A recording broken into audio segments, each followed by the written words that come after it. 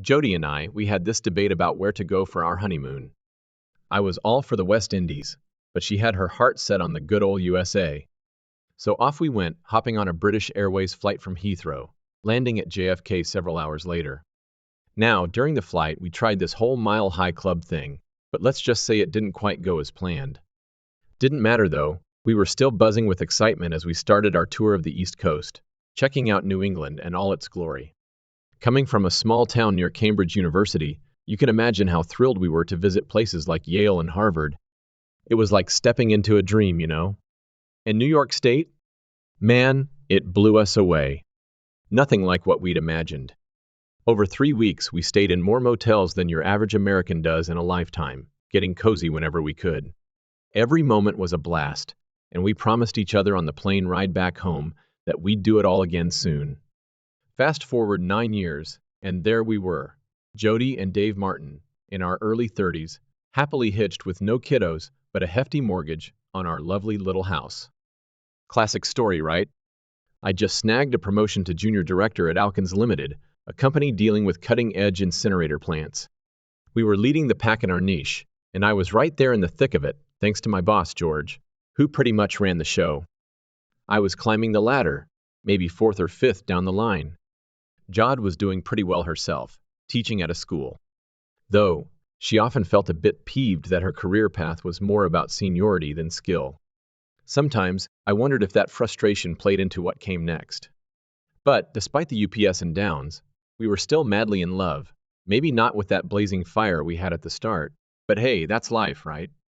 Our love life was decent, with its dry spells and bursts of intense activity. So there we were, stuck in one of those dry spells, but all geared up for a much-needed vacation. Jod had a school break, and we were off to Spain's sunny shores the next day. She talked me into shopping for vacation clothes, and as usual, she ended up with a whole wardrobe, while I settled for a single pair of shorts.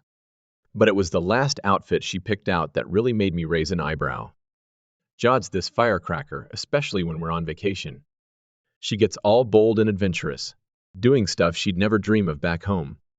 And let me tell you, this one time, she was totally feeling the holiday vibe. We were shopping, and she pulls out this sheer black satin blouse, holding it up like it's the crown jewel or something. "Do you like it?" she asks, flashing this mischievous grin. Me, being the cautious one, I'm like, "It's a bit see-through, don't you think?" But she just brushes it off, saying it's perfect and disappears into the fitting room. Now picture this. I'm left standing there surrounded by all these other guys, waiting for their partners, and I'm just wondering what the heck she's up to. I mean, I had this sneaky suspicion she was wearing some revealing bra that day, so if she decides to model that blouse for me, it's gonna be a bit of a show for everyone around. And wouldn't you know it, she struts right out into the open area, no hiding behind corners or anything. But here's the kicker, the bra she was wearing. It was probably even skimpier than the one before, not that it mattered much since she took it off to try on the blouse. So there she is, flaunting everything like she's on some runway, and let me tell you, I couldn't help but stare along with the rest of the guys. Now, I'm not one to rain on anyone's parade, but I gotta admit, it was a bit surprising. That blouse? It barely covered anything, and she was lapping up all the attention like she was the star of the show. But hey, who am I to judge? She decides to buy the darn thing, and off we go to the next store. And that's where she finds this so-called bikini. Or should I say, what passes for a bikini. She takes her sweet time in the fitting room, teasing me with every passing minute. And when she finally emerges, let me tell you, my heart skipped a beat. But here's the kicker, there's no top. None. Zilch. She's standing there, all excited about our trip to Spain, declaring she doesn't need a bikini top. And you know what? She's right. Last year, we were on this beach, and within a couple of hours, she chucks her top and joins the ranks of those free-spirited women going au naturel. And that's just Jod for you. Always pushing the boundaries, always keeping me on my toes. But hey, that's what makes life with her one heck of an adventure. We're in that department store, surrounded by rows of clothes and chatty shoppers. Jod's holding up this blouse, and I can't help but notice how it's practically see-through. But there's something about the way she's flaunting it, like she's daring me to say no. And before I can even form a response, these bystanders start chiming in, praising her choice and sending her this wave of admiration. Jod, being the social butterfly she is, laps it all up, twirling around to give them a better view. And then comes the million-dollar question, "Can I have it?" she asks, flashing me that mischievous grin. And there I am, torn between feeling embarrassed and turned on by the whole spectacle. But before I can even protest, one of the guys in the crowd jokes about taking it for himself, and the others burst into laughter. So, what's a guy to do? I give in, hoping this won't lead to more trouble down the road. But trouble seems to have a way of finding us, especially when it comes to Jod. See, she's always been a bit of a wild card, unpredictable in the best and worst ways. And lately there's been this tension brewing between us, like a storm on the horizon waiting to unleash its fury.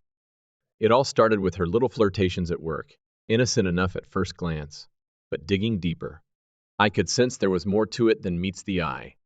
And then came that fateful night at the club, where she was surrounded by a pack of young wolves, hungry for her attention. I'll never forget the way they eyed her, like she was some kind of prize to be won, and the way she reveled in their adoration, oblivious to the storm brewing in my chest. I should have seen it coming, really. The signs were all there, like warning lights flashing in the dark. But love has a way of blinding you to the truth, clouding your judgment until it's too late. And as I stood there in that crowded club, watching her dance with those wolves, I couldn't help but feel a pang of jealousy, mingled with a sense of betrayal. Was this what our marriage had come to? A game of cat and mouse, where I was always one step behind, trying to catch up to a woman who had already checked out.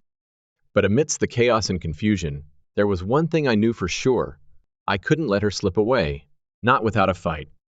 So, with a heavy heart and a steely resolve, I waded into the fray, ready to face whatever came our way, because when it comes to love, sometimes you have to risk it all to save what's worth fighting for. And as I reached out to grab her hand, to pull her away from those wolves and back into my arms, I knew that no matter what happened next, we'd face it together, come hell or high water. You know, it had been years since I'd been in a fight, not since my school days. But let me tell you, I'm not one to back down easily. So when things started getting tense, I pushed back. I mean, what else was I supposed to do? But just as things were about to boil over, Jod, bless her, she swoops in and tries to play peacemaker. "Hey, cut it out, guys." She scolds them, her voice firm. "Leave them alone, okay?" Her words, they quieted them down a bit, but you could still cut the tension with a knife. And then, without missing a beat, Jod, she keeps going, like she's enjoying the drama or something. "Come on, fellas," she says, all casual like. "I'll give you all a goodbye kiss, and then me and my hubby are out of here." Now, you'd think that would calm them down, right?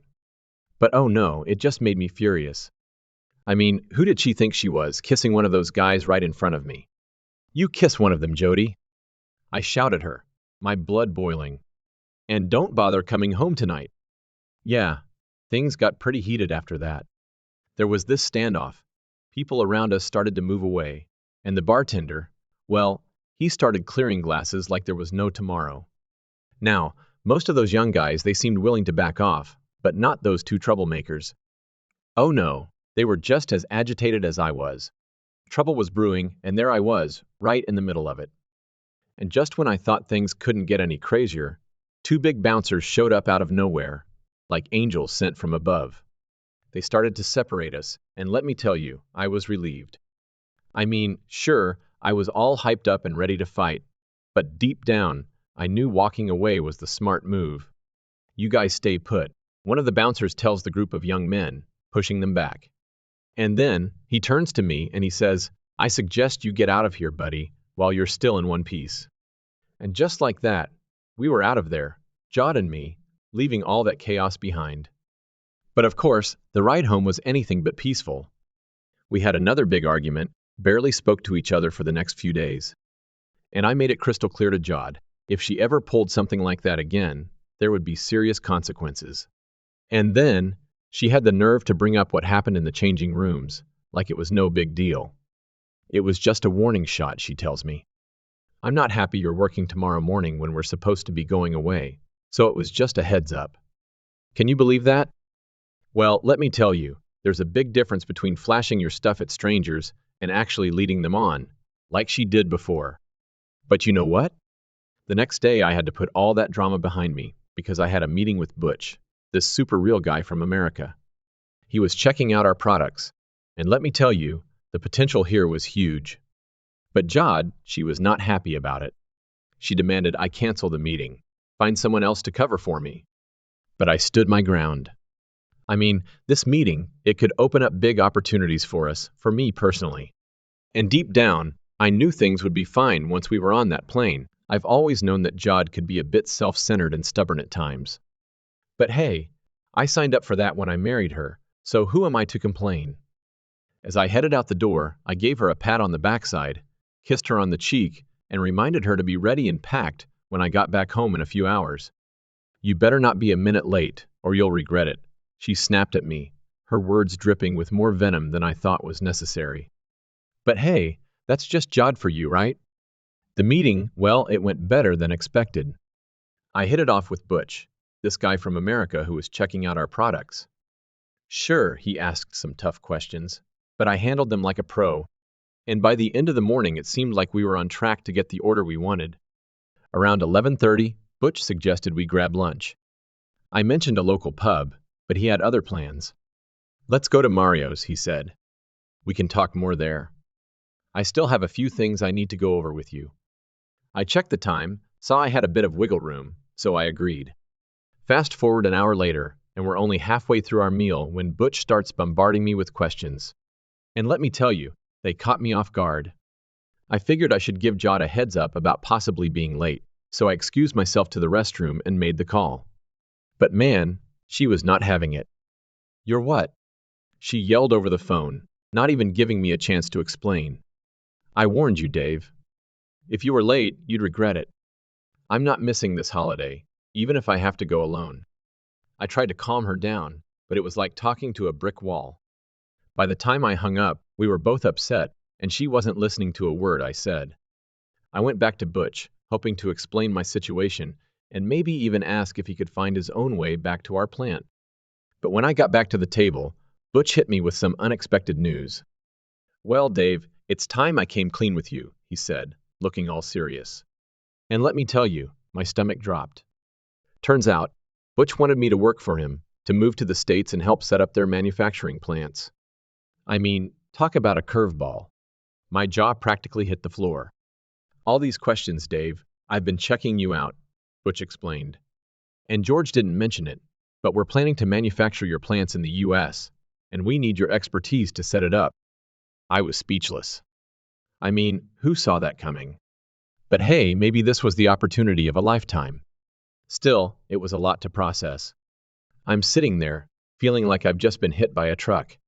Butch, the guy I've been talking to, drops this bombshell on me. He wants me to work for him in America. Me? I mean, who saw that coming? He doesn't want to lose you, but this deal could be a game changer, George says, looking at me like he's waiting for my reaction. I must have looked like a deer caught in headlights. George knows? I ask, my voice coming out all surprised like. Of course, Dave. But I wanted to meet you first. Make sure you're the right fit, Butch says, giving me this nod like he's sizing me up. And let me tell you, I collapsed back in my chair, overwhelmed with excitement. Working as an executive in America? Jod would be over the moon when I told her. But I never imagined it would happen like this. I listen as Butch outlines the package, a salary beyond belief, share options, a BMW, heck, even an apartment until we find our own place. I mean, talk about rolling out the red carpet. You've got a plane to catch, Butch says, wrapping up. You can give me your decision after your holiday, once you've talked it over with your wife. But I can't wait. I'll give it to you now, I blurt out, feeling like I'm bursting at the seams. I agree, and I'm sure my wife will too. We shake hands, and Butch sends me off to pick up Jod and catch our flight. I'm walking on air, but I can't help checking the time. I'm cutting it close, but I figure I've still got a shot. So I call home. Rings and rings, but no answer.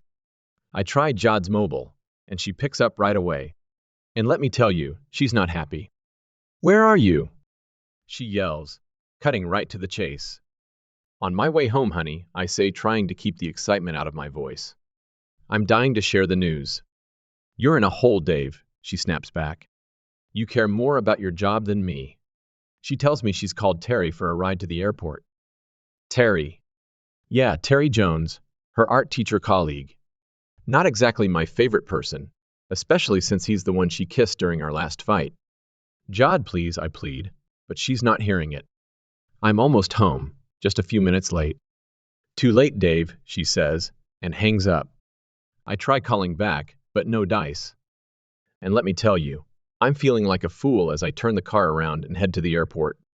But when I get there, I've still got time to spare. I park, grab my ticket, and head to the departure terminal.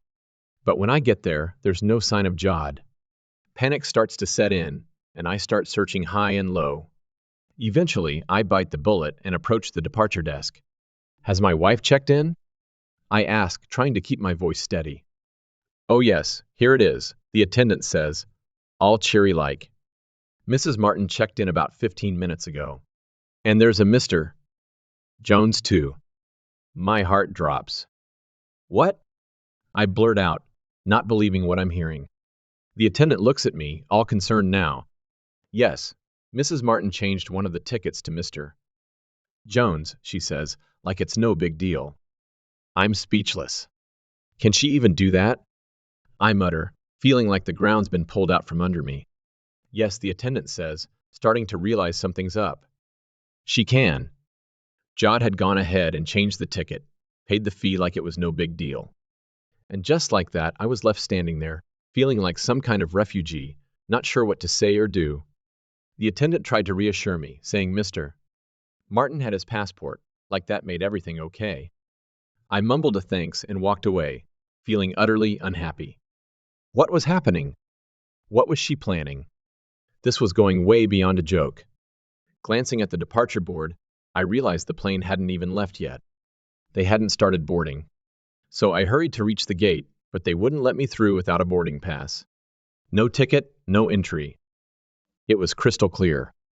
I tried to argue, to plead my case, but when security got involved, I knew it was a lost cause. So I trudged to the bar and sat there, feeling defeated. My whole world had been turned upside down in just half an hour. Jod couldn't be doing this. No way she could be going to Spain with that guy Terry Jones instead of me. It just couldn't be true. I wished someone would pinch me and tell me it was all just a bad dream. Then, an idea hit me. Not the best idea, but it seemed like one at the time. I rushed to the observation lounge on the other side of the airport, hoping to catch a glimpse of what was happening. It used to be an open terrace, but with all the security measures, we had to watch the planes through large glass windows. And there she was, my wife Jod, walking across the tarmac toward the waiting Boeing 737. She was hard to miss with her flowing blonde hair and slim figure. And then, that jerk Jones stepped off the courtesy bus behind her and followed her to the plane. When he caught up to her, I lost it. Even from a distance, I could see him put his arm around her waist, and her kissing him on the cheek. I know I shouldn't have banged on the glass window and yelled, but I couldn't help it. The security guards had to do their job, so they detained me. They let me go eventually when they realized I wasn't a threat. I headed back to my car feeling defeated, trying to call Jod on her phone, but it was pointless. What a mess. What a disaster. I think I cried that night, but I was so drunk when I stumbled home from the pub that I can't be sure of anything. The next day, around noon, I suddenly woke up to the sound of the phone ringing next to me. I found myself asleep on the couch, holding the phone tightly. I'm not sure why I answered it, confused and unsure of who it might be. Is this John? I heard my wife's voice, clear and authoritative, like the school teacher she is. Yes, I replied simply. So you're not going to apologize? You a hole? Jod accused me, her voice sharp. She asked if I didn't feel bad for disappointing her again. I was taken aback, asking if she really thought I had let her down. But she continued to accuse me of prioritizing my work over her feelings. I feebly brought up the time she missed dinner with our new neighbors because of a school issue. That's different, Dave, and you know it, she yelled. My perspective? Well, it wasn't different at all. Our argument was going nowhere fast, and I was getting tired of it. I had just woken up, still groggy, barely remembering the events of last night. But I needed to tell Jod about the job offer from Butch. Jody, I said, trying to keep my voice calm, I need to tell you something about my job. I got an offer. And there she goes again, cutting in, going on about my job like it's the only thing that matters. Your job, your damn job, she spat. What about me, alone here in Spain? And that's when it all came flooding back to me, and I felt something inside me shift. Alone, Jod? I asked. What about Terry Jones? She was silent, shocked that I knew he was there with her. What about him?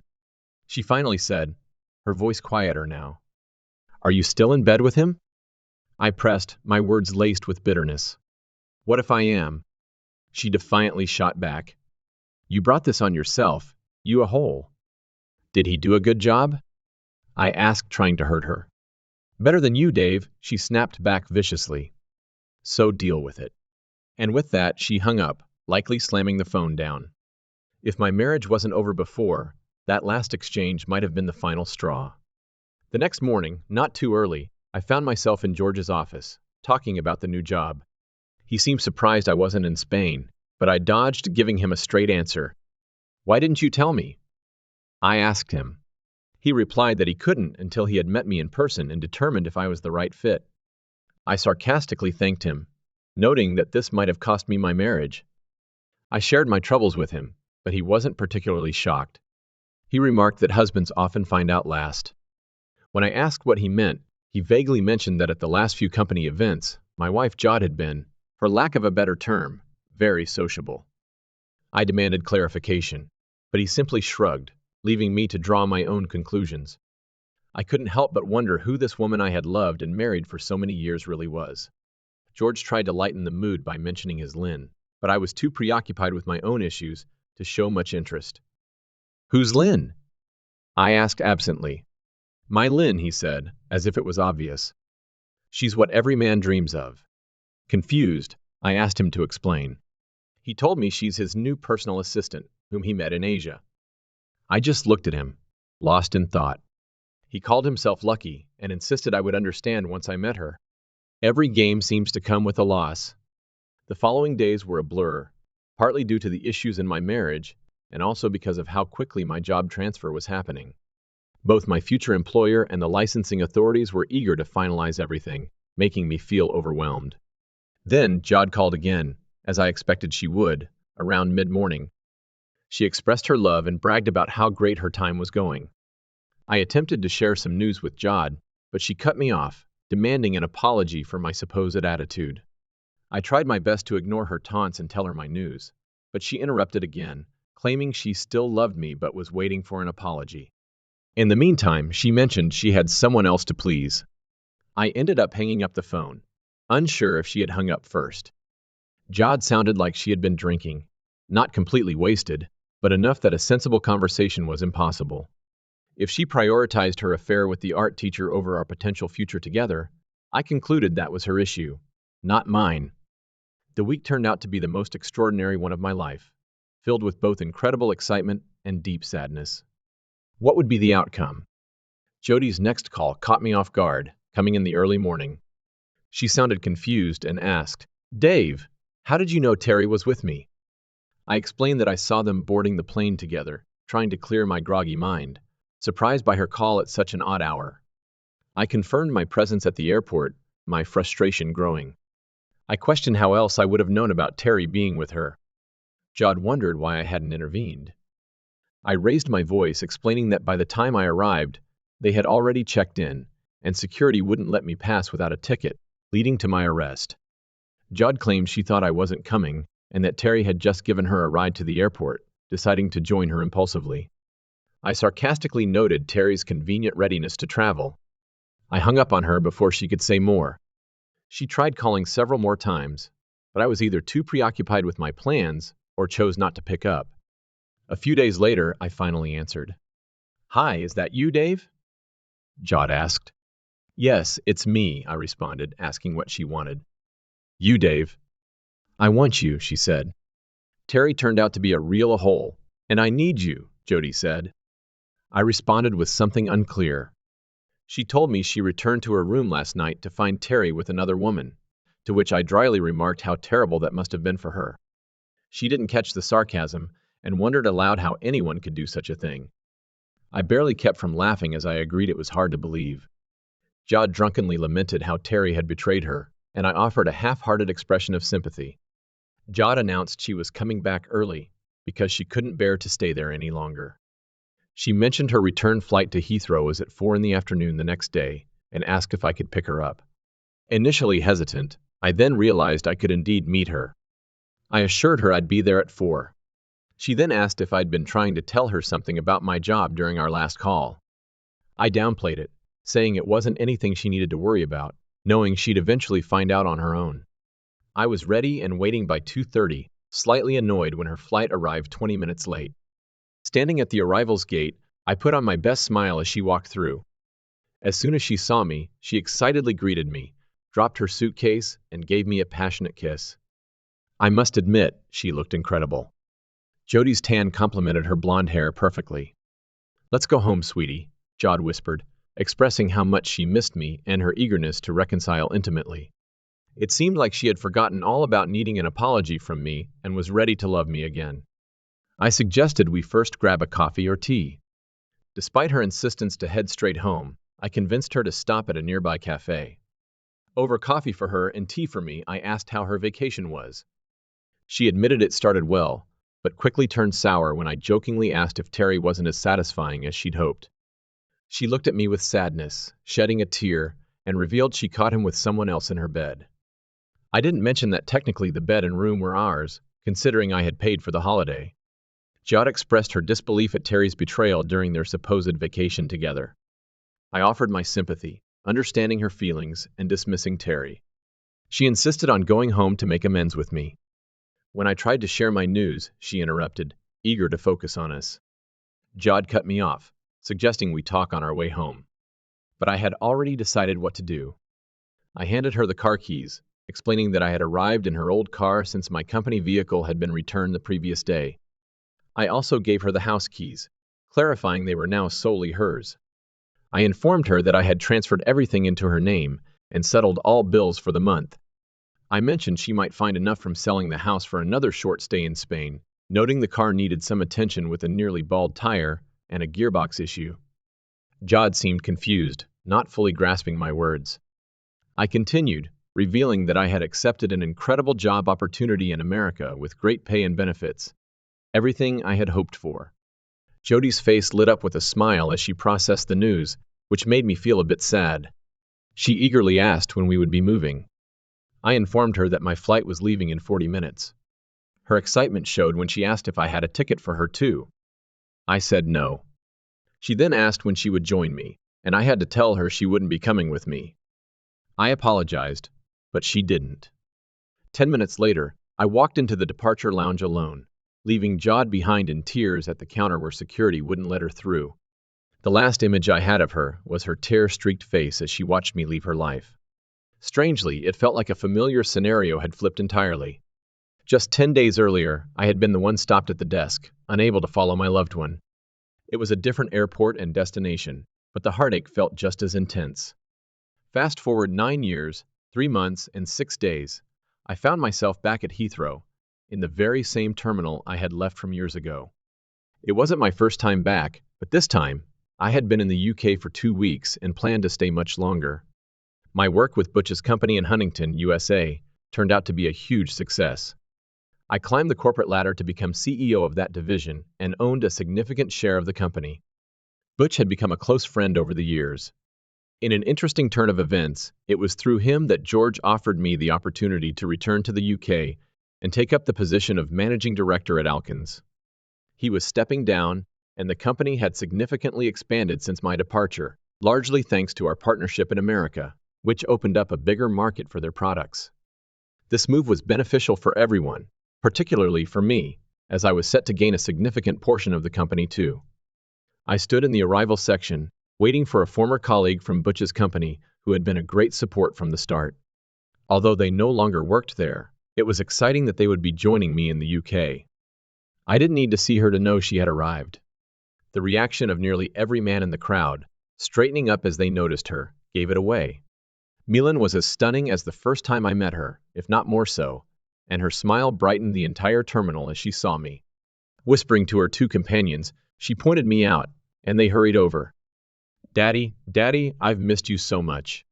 Maddie, our 5-year-old daughter, shouted excitedly as she jumped into my arms.